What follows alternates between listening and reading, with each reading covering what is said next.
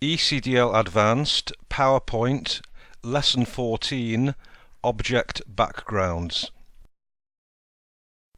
The range of background options available to slides can also be applied to drawn objects.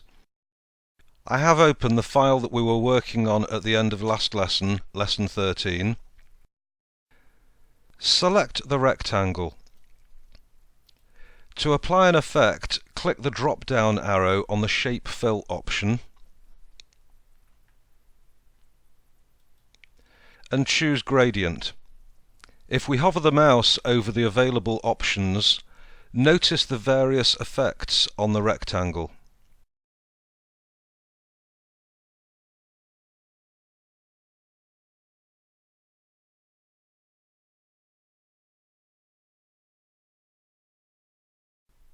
If from the Light Variations section we select Linear Down, we can clearly see the effects on the rectangle. Next, insert a triangle shape next to the rectangle.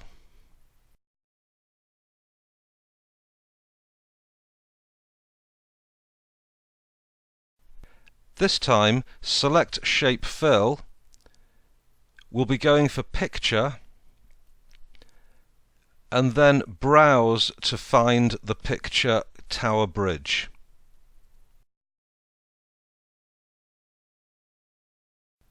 This picture now becomes the shape's background image.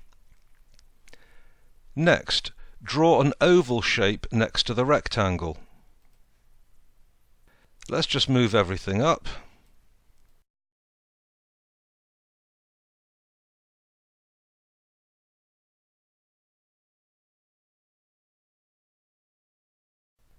Right-click on the shape and select Format Shape. In the pane, from Fill, select Picture or Texture Fill and then select Water Droplets. If we close the pane, we can look at the effect on the drawn oval. I'm just going to swap around the triangle and the rectangle.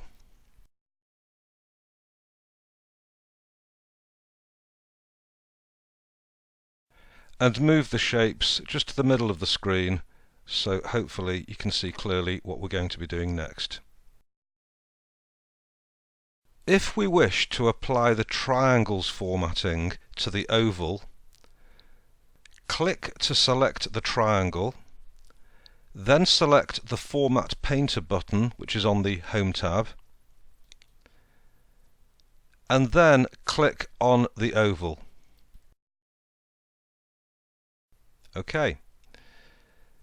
Next, click Undo to return the oval to its original format. If we wish to apply the same formatting to several objects, double-click the Format Painter button and then click on each object in turn. Click the button again or press Escape if you want to end that process. Next, let's right-click on the rectangle, so select it first and then right-click. We're going to try and make this particular gradient effect the default formatting for all new shapes. So, to make this particular gradient effect the default formatting for all new shapes, select Set as Default Shape. Now if we draw any shape on the slide, the red gradient formatting that we have on the rectangle will now be automatically applied to all new shapes. So let's try that. Let's try an arrow. And we'll see the formatting is precisely the same. Okay, let's get rid of the arrow. So all we need to do is select it and then press Delete. Finally, delete the oval as well, again using Select It and then Delete, and then leave the slide open for the next lesson. OK, thanks very much, see you next time.